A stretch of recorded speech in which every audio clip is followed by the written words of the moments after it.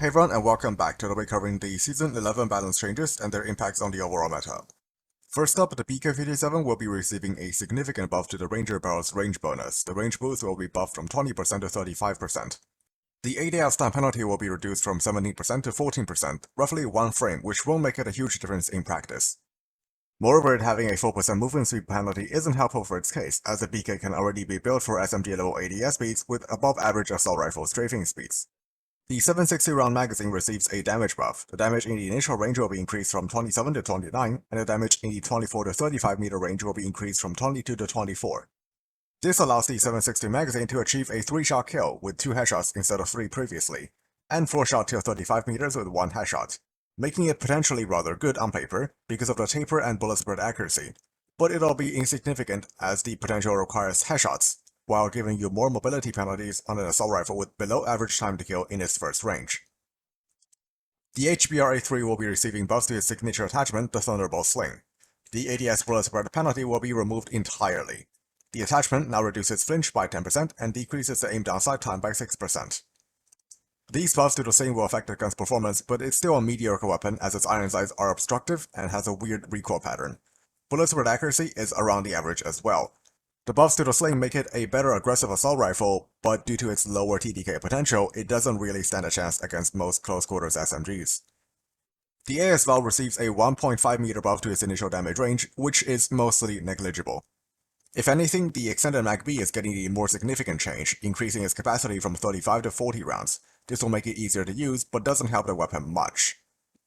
The Peacekeeper Mark II receives a small buff to its range. The initial range will be increased by 0.5 meters, which is something, I guess, and the second range will be buffed by 2 meters, which extends the range to 23 meters. This will not affect the weapon's overall performance significantly, if at all, and it still remains as a top off-meta flex assault rifle.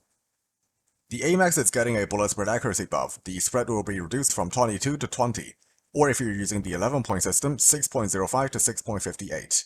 This should enhance its medium and long-range capabilities. This will make it better in multiplayer and battle royale because it'll be more accurate in terms of bullet spread accuracy, and because you can control it really well. The DLQ is getting a headshot multiplier increase from 2.3 times to 4 times, which won't really matter for multiplayer. However, in battle royale, this will give it the ability to one-shot kill to the head. The AJ-40 is getting a recoil reduction, but the amount is unspecified. However, the weapon already has very low recoil, so it shouldn't be changed much. The UL-736 is also receiving a good amount of changes. The aim down sight time will be reduced from 380 milliseconds to 330 milliseconds, which is quite significant. The sprint to fire delay will also be reduced by 10 milliseconds, which is barely noticeable. The UL previously had the worst in-class bullet spread accuracy, however it will be getting improved from 24 to 21, which is 5.6 to 6.28 using the 11-point system. This will allow users to take better advantage of its 32-meter 4-shot kill range and a 40% headshot multiplier boost, but this weapon still offers nothing competitive with the long reloads, underperforming attachments, and LMG mobility stats. Basically, if you want to run this thing, treat it as a very heavy assault rifle. The MAC-10's initial range will be increased. It will be extended out to 7 meters instead of 5 meters previously, and the second range will now extend to 14 meters with a minor buff of 1 meter. The MAC-10's performance in close range should be ever so slightly better than before, giving it a chance to compete with Fennec ever so slightly. The AGR-556 receives a buff to its initial damage range, from 12 meters to 14 meters. The bullet penetration will be increased from low to medium, which is a welcome change, but it's unclear whether that's for the base weapon or the 556 magazine, as it should be. The 9mm extended magazine's ammo capacity will be increased from 32 to 40 rounds, which is substantial and actually makes using it for a close quarters focus build worthwhile. The ADS time penalty on the 60-round 556 magazine will be decreased from 18% to 12%, keeping it as a better choice even though the base extended magazine is buffed. Overall, a welcome change to the AGR, however, it still falls short due to its unsavory recoil pattern, which is the only reason why it's considered underperforming. The Razorback receives a slight reduction to its aim down sight time, from 225 milliseconds to 210 milliseconds. The ADS time is not comparable to most SMGs. The movement speed also receives an increase from 4.88 meters per second to 4.92 meters per second, which is similar to guns like the CBR. The ADS movement speed will be buffed to 3.79 meters per second, which is slightly below average for an SMG. Razorback will be a little more mobile overall, making it faster even with the poor attachments it has. The PTW57 receives a minor buff to its damage ranges. The initial range will be buffed to 10 meters, and the second range is 16 meters. These increments are negligible. The damage in the second range will be improved from 22 to 24. This makes it possible to achieve a 4-shot kill if you're able to hit at least 2 chest shots. These changes will make the PTW a lot more consistent, but it won't be a meta option anytime soon. The GKS receives some adjustments to its damage and range. The initial range will be increased by 1 meter from 8 meters to 9 meters. That's something. The second range will receive a significant reduction from 20 meters down to 16 meters. In exchange, the second range receives a massive damage increase, stretching its 3-shot kill potential all the way up to 16 meters. Fennec will be getting major buffs to its body multipliers, making it arguably the biggest winner of this update. The negative R multiplier will be completely removed, making the 5-shot time to kill of 216 milliseconds much more consistent. Chest shots now deal 20% extra damage, and headshots deal 30% extra damage. This makes it possible to achieve 4-shot kills in the initial range with 2 chest shots or 1 headshot plus 2 chest shots. Achieving this will reward the user with a blistering fast 162 milliseconds time to kill. So even before this buff, the Fennec performed well against other CQB weapons such as the MAC-10, because it has no bullet velocity and the second fastest rate of fire in the game. The redeeming or balancing factors then being the flinch, bullet spread accuracy, and the multipliers. The 0.8 times multiplier was on all the limbs, making you deal low damage, but now that you will not increase your shots to kills, this buff turns the Fennec into a scary weapon to go against. The Rangers received negligible buffs. The initial range will be going from 12 meters to 13 meters. That's something. The second range will be buffed to 18 meters, an increase of 1 meter. Overall, the buffs will make the Fennec one of the strongest close quarters SMGs available, arguably the best. Next, we're gonna talk about 2 weapons which belong in a very niche category, and are a lot less versatile than a bunch. So what the developers did was make them somewhat rewarding with high punishment where they can be used, but you will not have a considerable advantage over the enemies, them being the Echo and the Striker. The Echo is getting a slug damage buff. It'll always be a 2-shot kill and 290 milliseconds TDK all the way up to 38.4 meters, before dropping to 0 damage like all other shotguns, and while that TDK is slow, up close, while factoring in the practical ease of use and the need to only land 2 shots to achieve a kill, it is worth trying your hand at. In the initial range, 1-shot kills can be achieved by landing a headshot. This makes the slug much more lethal, however builds will have to be focused on improving its horrible bullet spread accuracy. In addition, it is limited to just 8 rounds, and while the hipfire accuracy isn't as good as the BY-15, having a higher rate of fire and hip firing while having good aim will turn it out to be lethal, more so for shipment warriors. The Striker is also getting a much needed 30% improvement to its miserable reload speed. The slugs are also receiving a buff that extends the 2-shot kill range to 14.3 meters, and after that it will always 3-shot kill until it zeroes out at 38.4 meters. Very welcome changes, but the slug rounds will see limited use due to poor range values on it and a limited 8-round capacity.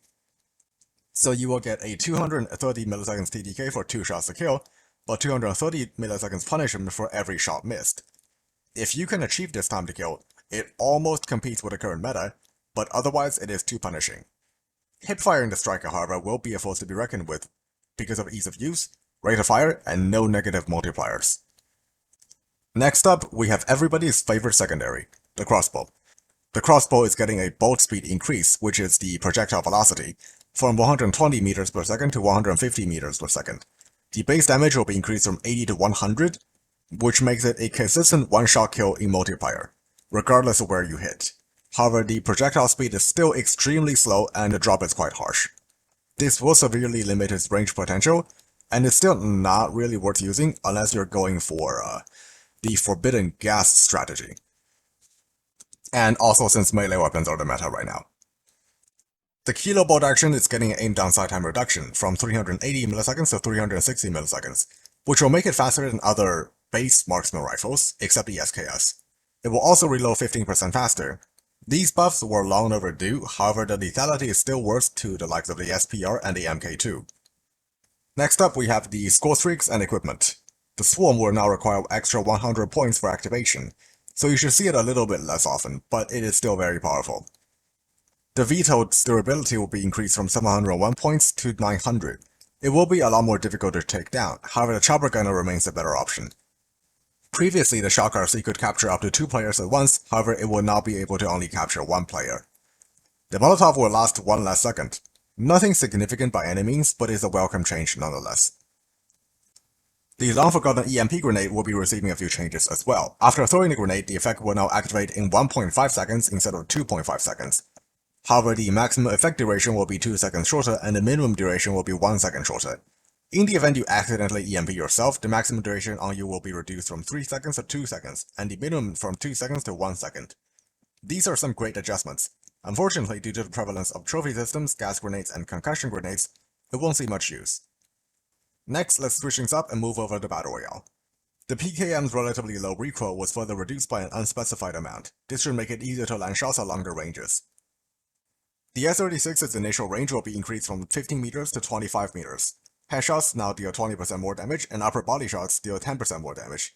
This will reduce the shots to kill considerably, and make the already top-tier S-36 a lot more viable in a Battle Royale mode. Crossbow's bolt speed will be buffed from 120 meters per second to 200 meters per second. This will make it much more usable. Unfortunately, the damage buffs from multiplayer will not carry over to Battle Royale. Mach 10's damage in the initial range will be enough from 24 to 21. This will negatively impact the gun's performance in close range, as it will now require at least 2 extra shots to defeat a 300 health opponent, depending on what body parts you hit. Unlike the Mach 10, the damage multipliers from multiplayer will carry over to VR for the Fennec. In addition, the VR Fennec will also enjoy a slightly more substantial increase to the range. The first range has improved from 4 meters to 6 meters, the second range will go from 6 meters to 8 meters, and lastly the third range will go from 10 meters to 13 meters. Overall, the Fennec will be a lot more viable in this mode as well. This should be the top dog in this update.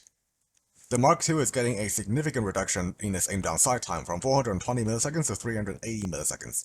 This should make it noticeably snappier. The lower arm damage multiplier was also increased by 10%, and the base damage was improved from 80 to 100 in the first range. This reduces the shots required to kill a 300 health opponent by 1 for all body parts except for the head. In the second range, damage was improved from 75 to 85. This doesn't do a whole lot. The Mark II will be much more usable in Battle Royale next season, but nothing too special. And finally, we have the Battle Royale classes. Refiter is getting some adjustments. The durability bonus given to vehicles by the Refiter class will be reduced from 35% to 20% when upgraded. The chip without an upgrade remains unaffected at 20%. The recharge time when not upgraded will be reduced from 45 seconds to 36 seconds, and when upgraded, this will be from 36 seconds to 30 seconds. This is more of an adjustment than a blatant nerf, overall still a very usable class. Rewind is finally getting a nerf. When upgraded, the Rewind class will now recharge in 36 seconds instead of 30 seconds, and when not upgraded, the recharge time remains the same at 45 seconds. A slight nerf, it will definitely affect the performance of the class, but it should still be a great pick. As for the Igniter, the initial fuel consumption upon activation will be reduced by a staggering 50%, and the continuous consumption will be decreased by 33%. Lastly, the speed boost will be increased by 5%. These are very substantial buffs to this class, and expectedly, it will be used more often. The Trickster is getting one more charge. This will make the class a lot more useful and less situational.